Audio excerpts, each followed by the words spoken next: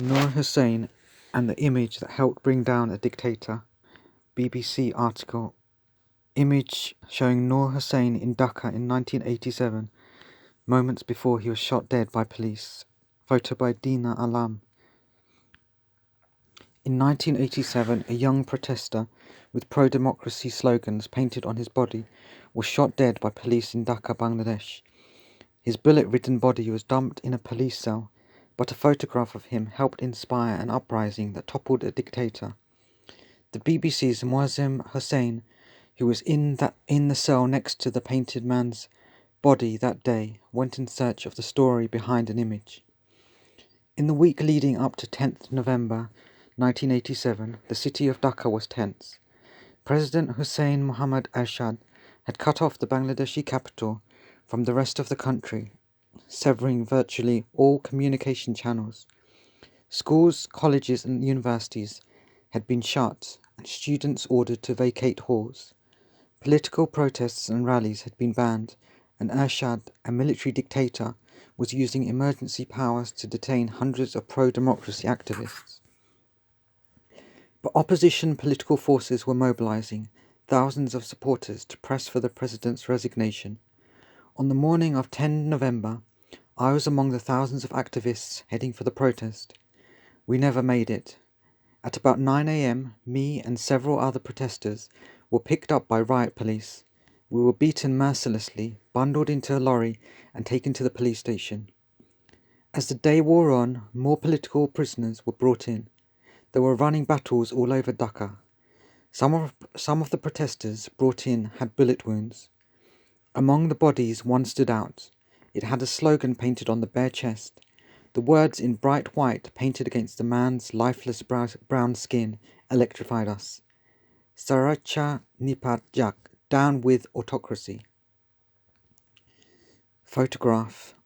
Caption. Photographer Pavel Rahman said his heart pounded when he saw Noor Hussain's back. The body belonged to a man named Noor Hussain. We didn't know who he was then.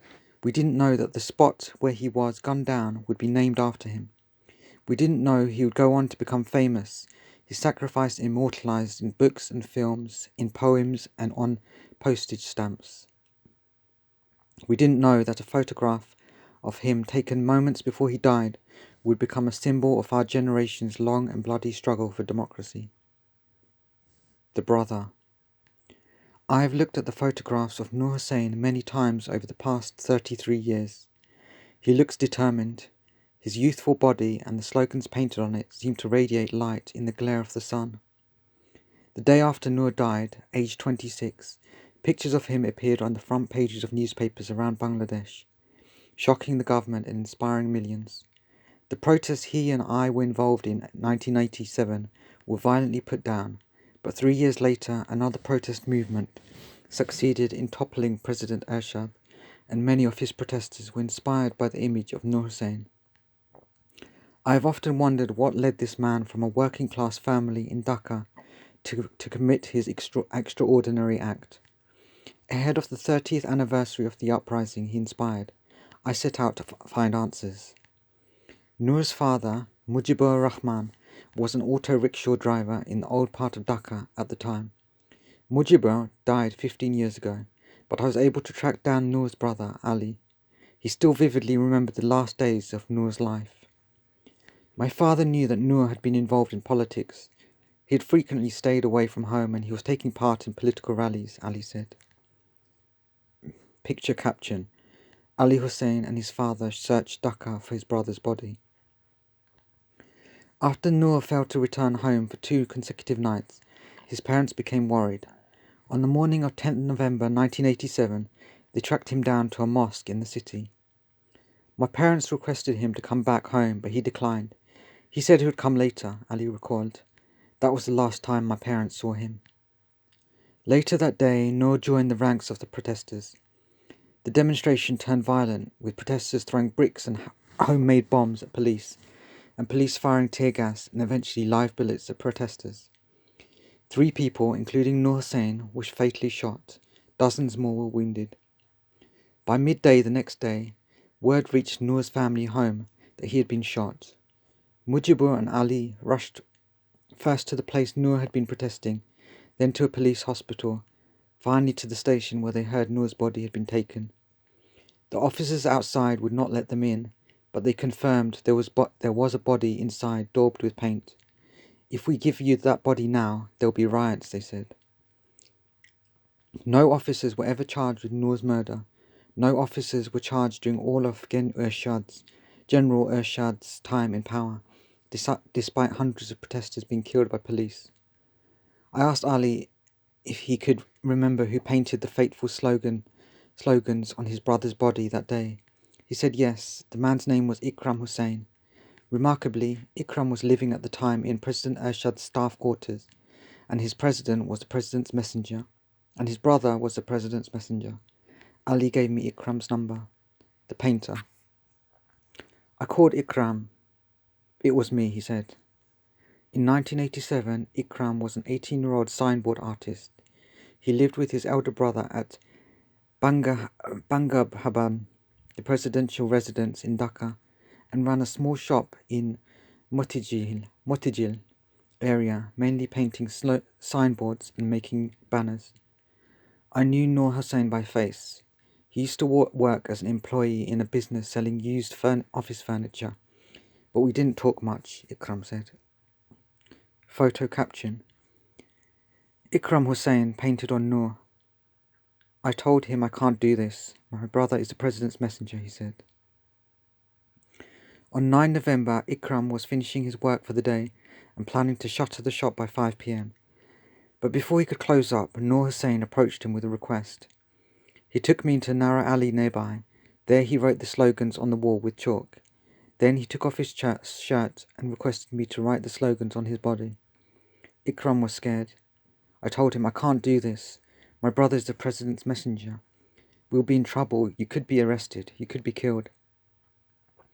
But Noor was determined. He told Ikram not to worry, that the next day there would be 100 people with the same slogans painted on their skin. Photo caption: Police opened fire at stone-throwing protesters during the demonstration in 1987. Photo by Shahidul Alam. Ikram relented and painted 2 slogans on Noor. Sairacha Nipat Jak, down with autocracy, on his front. Gonotantra Muktipak, let democracy be freed, on his back. Then Ikram added 2 full stops after each, so that I could recognize my writing from the hundreds others, he said. But the next day there was only one man on the street with painted slogans on his body, and in the moments before he died, the bright lettering caught the eye of the photographers in the crowd. The photographers. Pavel Rahman only ever saw Noor Hussain from the back, he told me. I used to work with Rahman at a newspaper in Dhaka. He has been a photographer for nearly half a century. When he saw the flash of white paint that day and deciphered the slogan, his heart pounded. I had never seen a protester with slogans written on his own body before that, he said. He immediately captured my attention.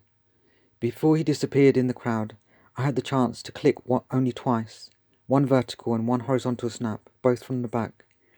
I was unaware that he had a slogan written on his chest as well.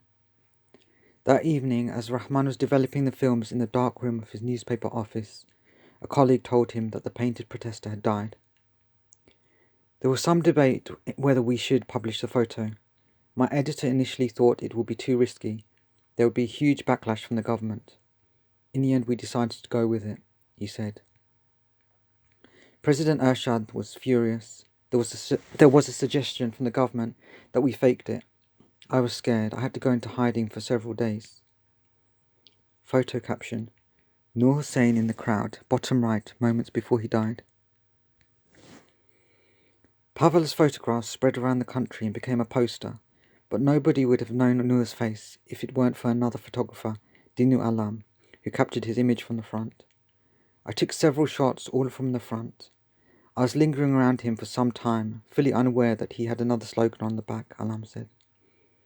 The 2 photographers had between them captured the full extent of Noor's painted protest and the end of his life. Probably I captured the last moments of Noor Hussain, Alam said. The night guard. When Ikram Hussain saw the picture on the front page of the newspaper the next day, he was devastated. He immediately blamed himself for his friend's death. I thought that if I didn't write the slogans on his body, he would be alive, he said. Fearing for his safety, Ikram went into hiding and avoided police and authorities for several years. Only after the fall of President Ershad, 3 years later, did Ikram feel safe. Finally, a memorial had been arranged at the site of Noor's grave, and Ikram went. After the service, he approached Noor's brother Ali. Guilt and fear had kept him from the family for years, but now he wanted to tell his story. "You should meet my father," Ali said. Photo caption: the police control room where Noor Hussain's body was dumped. At the family home, Ikram wept. He apologized and stated his guilt, but Noor's father embraced him. "You are like my son," he said. "We lost Noor Hussain, but you are my son now. It was because of you and Noor Hussain that we have democracy." Back in 1987, it took a week for Mujibur and his wife, Mariam Bibi, to find out what had happened to their son's body. Noor had been buried by police in secret in an unmarked grave in a cemetery in Dhaka, alongside 2 other protesters who were killed that day. But word got to the family via the men who had been made to prepare the bodies and bury them. I called the caretaker of the Durain graveyard where Noor was buried. The caretaker had only been there a few years, but he gave me the name of Muhammad Alamgir, who was the night guard at Durain back in 1987. After a few phone calls, I reached him and asked him if he remembered that night. "It was about 2:30 when they arrived," Alamgir said. "I was the night guard, but I had to do other things, digging graves, washing bodies, burying the dead." Alamgir told the men who had come that night that he did not bury the dead after 11 p.m, but they insisted, saying they were from the government. Alamgir took the bodies and began to wash them while others dug the graves. "The body with the writings on had a bullet hole below the chest, near the belly," he said. I tried to scrub off the paint, but it was too difficult." He said the same to Akram Hussain, painter, back in 1990 when the two met at the gravesite. "It must have been difficult," Ikram replied. "I wrote the slogans in enamel paint. Photo caption: a mural of Noor Hussain painted at a university campus in Dhaka, 1990. Image by Shahidul Alam. Much later, Noor's parents received another surprise visit from someone who had waited years to see them. In 1997, General Ershad, who had been sent to prison in 1990, was released, and he visited Mujibur and Mariam at their home. He had come to apologize. He said to my father, "If your son was alive today, the way he would have taken care of you, I will try to do the same," Ali Hussain recalled. Over the next few years, Ershad kept in touch and occasionally sent the family money until Mujibur spoke at a memorial for his son at Dhaka University one day, telling the audience, "I never want to see the return of dictatorship in Bangladesh."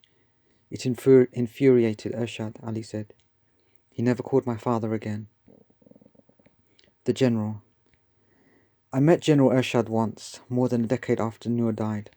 It was 1999, and Ershad, then an opposition politician, was travelling up and down the country to rejuvenate his support base. I accompanied him on a river trip in southern Bangladesh. One of his aides had told him that I was a radical activist during my student days and had been jailed by police. "I hear you were a revolutionary," he said jokingly one day during breakfast. Image caption: General Ershad took power in Bangladesh in Dhaka in a coup in 1982. The general, who died last year, had an easygoing charming personality, but he had many faces. He came to power in a bloodless military coup in 1982, following the same script used by military rulers all over the world, pledging to fight corruption, reform the government and clean up politics. He made Islam the state religion of Bangladesh, fundamentally changing the secular constitution to please religious conservatives. His electoral victory in 1986 was marred by charges of voter fraud, and while in office, Ershad had suspended the country's constitution and parliament and cracked down on political opponents. And he presided over the violent putting down of the 1987 protests that landed me in a prison cell and cost Noor Hussain his life. General Ershad was also vain. He had his poems, rumoured to be written by ghostwriters, published on the front page of national newspapers while heavily censoring the paper's news reports. Image caption: people cheering on the back of a vehicle in Dhaka after the success of the 1990 uprising, by Shahidul Alam. Ershad's 9-year rule came to an end in 1990 when he was forced to resign in the face of a mass uprising. Days later he was imprisoned. Thousands of people were marching, singing, dancing on the streets of Dhaka. I can still remember the jubilation of that day. The country had not seen anything like it since its independence in 1971. It felt like a new dawn, a fresh start for Bangladesh, but it was short-lived. The two main parties, the Awami League and the BNP, were soon locked in a bitter fight for power. In the coming decades, it took turns to rule the country, deploying the very same authoritarian tactics used by the old regime. Bangladesh's descent back into authoritarianism pains activists who suffered in their long fight for freedom against General Ershad. We sacrificed our youth, the best part of our life, to fight for democracy, said Nasir ud Doza, a veteran of the 1990 uprising who I first met in a police lorry in 1987, where he was being repeatedly kicked as the lorry rumbled along the road to the station. I'll never be able to forgive those politicians who killed our dreams for their petty personal or party interests, he said.